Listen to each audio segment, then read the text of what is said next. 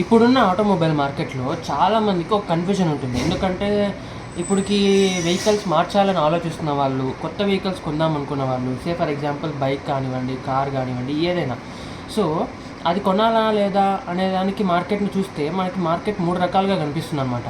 ఒకటి petrol option కనిపిస్తుంది, 2 EV కనిపిస్తుంది, మూడోది ఇప్పుడు ఫ్లెక్స్ ఫ్యూయల్ అని చెప్పేసి మన నితిన్ గడ్కరీ గారు ఏదైతే సైన్ చేశారో ఆ ఆప్షన్ ఒకటి కనిపిస్తుంది.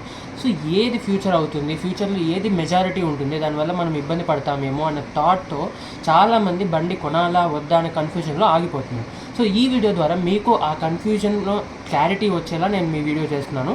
సో, మీకు ఇది హెల్ప్ అవుతుందని అనుకుంటున్నాను. సో, వీడియోలోకి వెళ్ళిపోదాం. సో, ఫస్ట్ ఆప్షన్ ఇప్పుడు మార్కెట్లో చూస్తే మనకు ఆల్రెడీ ఈ పెట్రోల్లో చూసుకుంటే పెట్రోల్ ఉంది, plus at the same time E20 కూడా చాలా మటుకు పెట్రోల్ స్టేషన్స్లో అమ్ముతున్నారు. సో, ఈ E20కి తగ్గట్టు మోడల్స్ కూడా బండ్లు కూడా 2023 నుంచి స్టార్ట్ అయ్యాయి. మనకు వచ్చే కొత్త బండ్లన్నీ E20 కంపాటబిలిటీ ఉంటున్నాయి. సో, 20% అనేది ఓకే ఫైన్, 20% ఇథనాల్ కలుపుతున్నారు, మనం వాడుకుందామని. సో, ఇప్పుడు మనం డెసిషన్ ఎలా తీసుకోవాలరా అంటే ఇందులో ఇక్కడ ఫ్యూచర్ ఎలా ఉండబోతుంది అనే దానికన్నా మన యూసేజ్ ఏంటి అనే దాన్ని బట్టి మనం ఏ బండి కొనాలనేది డిసైడ్ చేసుకోవడం బెటర్. ఎందుకంటే ఫ్యూచర్లో ఖచ్చితంగా ఈ 3 ఆప్షన్స్ ఈక్వల్గా ఉంటాయి. అంటే లైక్ ఒకటే దాని మీద అయితే ఫ్యూచర్ ఉండదు. ఈ ఎలక్ట్రిక్ వెహికల్స్ ఉంటాయి, హైబ్రిడ్ ఉంటాయి, మన పెట్రోల్ ఉంటాయి, ఫ్లెక్స్ ఫ్యూయల్ ఉంటాయి, అన్ని ఆప్షన్స్ ఉంటాయి. ఎందుకంటే డైవర్సిఫై చేసినప్పుడు మనకి రిస్క్ అనేది తగ్గుతుంది కదా. సో, డైవర్సిఫికేషన్ అనేది ఫ్యూచర్లో ఖచ్చితంగా ఉండబోతుంది. కానీ ఏందిరా అంటే మన యూసేజ్, మనం ఒక సిటీలో ఉండి మనం డైలీ ఒక 80 కిలోమీటర్స్ కంటే ఎక్కువ ట్రావెల్ చేయము, 80 లోపలే ఉంటుంది, మనం డైలీ వాడుతుంటాం బండిని అనుకుంటే, and at the same time ఇంట్లో ఖచ్చితంగా ఛార్జింగ్ పాయింట్ ఫెసిలిటీ ఉంది అని అనుకున్న వాళ్ళు హ్యాపీగా ఎలక్ట్రిక్ వెహికల్ తీసుకోవచ్చు అనమాట. ఎందుకంటే దాని రన్నింగ్ కాస్ట్ తక్కువ, ఎక్కువ వాడేవాళ్ళు నేను చెప్పేది. రోజు 80 కిలోమీటర్స్ లోపల అంటే ఒక 40-30 కిలోమీటర్స్ ఖచ్చితంగా వెళ్ళి రావాలి అనే వాళ్ళకి ఈవీ బెటర్. ఎందుకురా అంటే కాస్ట్ చూసుకుంటే మనకి పెట్రోల్ వాడామనుకోండి, కిలోమీటర్కి 2 రూపీస్ నుంచి 3 రూపీస్ వరకు మనకు కాస్ట్ అవుతుంది చాలా మటుకు. అదే నువ్వు ఈవీ వాడామంటే జస్ట్ 0.30 పైసా, 0.20 పైసాతోనే నీకు అయిపోతుంది అనమాట. సో, దానివల్ల నీకు రన్నింగ్ కాస్ట్ ఏదైతే ఫ్యూచర్లో నువ్వు వాడేటప్పుడు ఉండే కాస్ట్ తగ్గుతుంది. సో, ఎక్కువ యూస్ చేసే వాళ్ళకి ఇది ఒక big advantage. And at the same time ఈ క్లచ్, ఈ బ్రేక్స్, ఇవి కార్పొరేటర్ ఇవన్నీ ఈ డ్యామేజ్ అవుతున్నాయని రీప్లేస్మెంట్లు అవన్నీ కాస్ట్లు అనేవి ఉండవు. చాలా టెక్నికాలిటీ అనేది తగ్గిపోతుంది. ఓన్లీ బ్యాటరీ, ఇంజిన్ ఇంతే ఉంటుంది. సో, బ్యాటరీ రీప్లేస్మెంట్ కాస్ట్ కూడా ఫ్యూచర్లో మనకి కన్సిడర్ చేసుకున్నప్పటికీ కూడా కంపేర్ టు పెట్రోల్ ఇంకా ఈవీనే మనకి బెటర్ అనమాట. అండ్ ఈ ఈవీ ఇలాంటి వాళ్ళు తీసుకోవచ్చు ఎవరైతే మన రోజు ఎక్కువ దూరం చుట్టుపక్కల పల్లెలకు వెళ్ళి మళ్ళీ వస్తుంటారు అనే వాళ్ళు తీసుకోవచ్చు అనమాట. ఇంకొకటి ఏంటిరా అంటే మన BS6 ఇంజిన్ ఉండి మనకి E20 పెట్రోల్ని, ఇది ఎవరైతే రోజులో ఒక 20-30 కిలోమీటర్స్ తిరిగే వాళ్ళు, లేదు విలేజెస్లో ఉండి ఎప్పుడో ఒకసారి లాంగ్ డ్రైవ్స్ వెళ్ళొచ్చే వాళ్ళు, అలాంటి వాళ్ళకి విలేజెస్ నుంచి పట్టణానికి నెలలో ఒక 2 సార్లు అట్లా ఒక 10 సార్లు అవసరాన్ని బట్టి వెళ్ళొచ్చే వాళ్ళకి పెట్రోల్ సరిపోతుంది. ఎందుకంటే ఇప్పుడు స్టేషన్స్ ఎక్కడైనా అవైలబిలిటీ ఉంటాయి, దానికి సర్వీస్ సెంటర్లు ఎక్కడైనా అవైలబుల్ ఉంటాయి. సో, ఉన్న స్టేషన్స్ అయితే ఇప్పుడు అప్పట్లోనే తగ్గవు.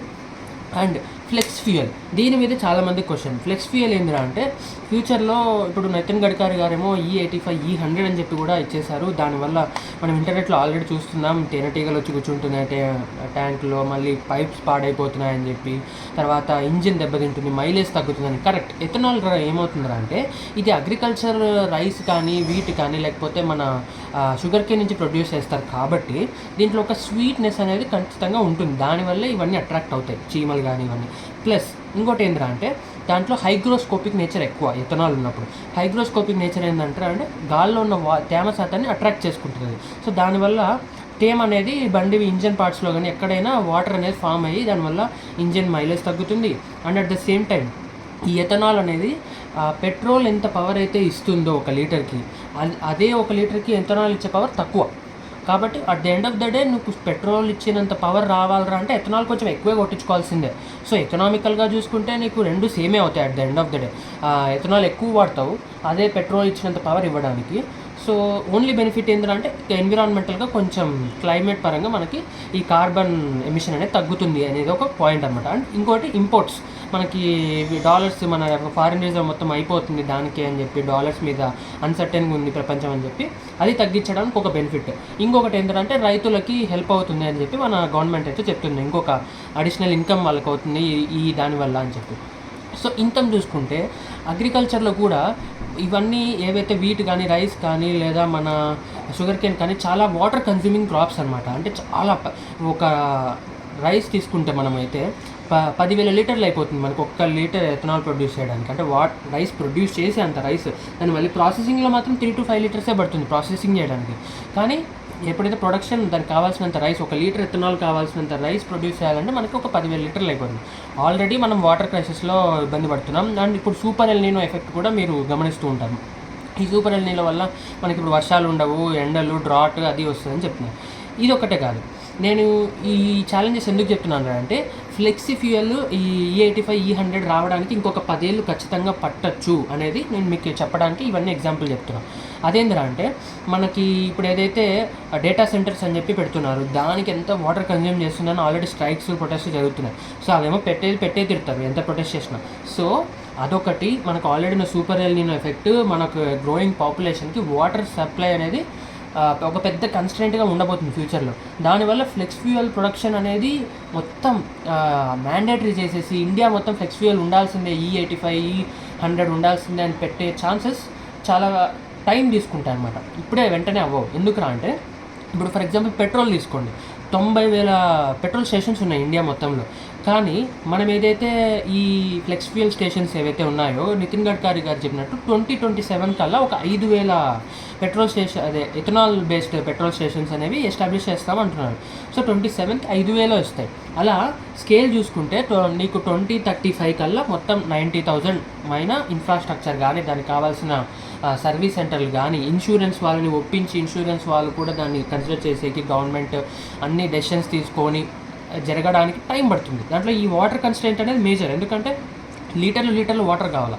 ఆల్రెడీ డేటా సెంటర్స్ కన్జ్యూమ్ చేసేస్తాయి. వైజాగ్లో పెట్టబోయేది కానీ, ఇంకో చోట పెట్టబోయేది కానీ.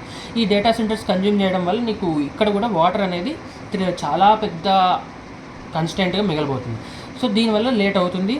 And at the same time ఈ ఎవరైతే మిడిల్ క్లాస్ వాళ్ళు చాలామంది బైక్ కొనాలనో, కార్ కొనాలనో చూసేవాళ్ళు ఒక 10 ఏళ్ళు ఒకసారి కొంటే ఒక మినిమం 10 ఏళ్ళు వాడతాం. సో ఇప్పుడు కొనేవాళ్ళు ఒక 10 ఏళ్ళ వరకు భయం లేకుండా ఉండాలి అంటే ఇప్పుడు మీరు ఫ్లెక్స్ ఫ్యూయల్ కొనకపోతే ఇబ్బంది పడతామేమో అనే థాట్ అయితే పెట్టుకోవాల్సిన అవసరం లేదు. ఎందుకంటే అది రావడానికి మొత్తం మ్యాండేట్ అయ్యి మెజారిటీ ఫ్లెక్స్ ఫ్యూయల్ ఇండియాలో వాడేటట్టు చేయడానికి చాలా టైం పడుతుంది ఇప్పుడున్న కన్స్టెంట్స్ చూసుకుంటే మనం ఏదైతే. And at the same time అగ్రికల్చర్లో కూడా రైసే కాదు, వీట్, షుగర్ కేన్ ప్రొడక్షన్ కూడా మనం చాలా మటుకు వాటర్ కన్జ్యూమింగ్ క్రాప్సే. 4,000 లీటర్స్ 5,000 లీటర్స్ కన్జ్యూమ్ చేస్తాయి ఈ వీట్, షుగర్ కేన్ కూడా. సో దీన్ని బేస్డ్ బట్టి మీరు ఫ్లెక్స్ ఫ్యూయల్ అనే ఆప్షన్ని ఇప్పుడు వెంటనే కన్సిడర్ చేయాల్సిన అవసరం లేదు. ఎవరికైతే టైం ఉందో, అంటే ఇప్పుడిప్పుడే కొనే థాట్ లేదు, మా ఉన్న బైక్ ఏదైతే ఆల్రెడీ 8 years వాడాం, ఇంకో 2 years వాడచ్చు, ఇంకొక 3-4 years వాడచ్చు అనే వాళ్ళు వెయిట్ చేయొచ్చు ఫ్లెక్స్ ఫ్యూయల్ ఎలా మారుతుంది అనేది చూడడానికి. కానీ అర్జెంట్ నీడ్ ఉన్న వాళ్ళు మాత్రం ఎయిదర్ BS6 ఇంజిన్ ఉన్న వెహికల్స్ కానీ, పెట్రోల్ వెహికల్స్ కానీ ఈవీకి వెళ్ళడమే బెస్ట్ అనమాట ఇప్పుడున్న సిచ్యువేషన్స్.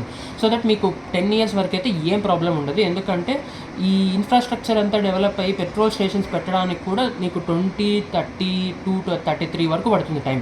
అంత వెంటనే అయితే ఇప్పుడు ఇంట్రడ్యూస్ చేయలేరు ఆ ఇన్ఫ్రాస్ట్రక్చర్ బిల్డ్ చేయడం. అండ్ ఇన్సూరెన్స్ కంపెనీస్ కూడా మీకు వినే ఉంటారు, ఈ E85 E100 పెట్రోల్ వాడుతుంటే మేము దానికి బాధ్యులం కాదు, మేము ఇన్సూరెన్స్ క్లెయిమ్ చేసుకోవడానికి అవ్వదు, అది మీరు మీకు వెహికల్ని సొంతంగా తెలిసి డ్యామేజ్ చేసుకున్నట్లు అవుతుందని చెప్పి ఒక పాయింట్ రాసేసి వాళ్ళు కూడా క్లెయిమ్ చేయడానికి ఒప్పుకోవట్లేదు. సో ఈ అన్ని పరిస్థితులు చూసినప్పుడు ఖచ్చితంగా గవర్నమెంట్ తీసుకునే స్టెప్స్లో డిలే అయితే ఉండబోతుంది. సో ఇది నా అనాలిసిస్. మీకు దీనివల్ల యూజ్ అయ్యి ఉంటే, అర్థమై ఉంటే దీన్ని కామెంట్ సెక్షన్లో మెన్షన్ చేయండి. మీకు ఇంకా ఏమైనా క్వశ్చన్స్ ఉంటే, అంటే ఇది ఇలా ఉండొచ్చు కదా బ్రో, ఇలా అవ్వచ్చు కదా అనే థాట్స్ ఏమైనా ఉన్నా, లేదు మీకు తెలిసిన ఇన్ఫర్మేషన్ ఏమైనా ఉన్నా కామెంట్లో మెన్షన్ చేయండి. సో దట్ అందరికీ తెలుస్తుంది, మనం కలివిడిగా డెసిషన్ తీసుకోవచ్చు. ఎందుకంటే ఇది చాలా మేజర్ డెసిషన్ చాలామంది ఫ్యామిలీస్కి. ఒక బైక్ కొనాలన్నా, ఒక కార్ కొనాలన్నా, అది ఈవీనా, ఫ్లెక్స్ ఫ్యూయలా, BS6 నార్మల్ పెట్రోలా అనేది తీసుకోవాలంటే చాలా ఇంపార్టెంట్ డెసిషన్ ఒక మిడిల్ క్లాస్ ఫ్యామిలీ. అండ్ మీకు అందరికీ తెలుసు మన భారతదేశంలో middle class is the majority. So ఈ కంటెంట్ మీకు నచ్చినట్లయితే like, share and subscribe to my channel.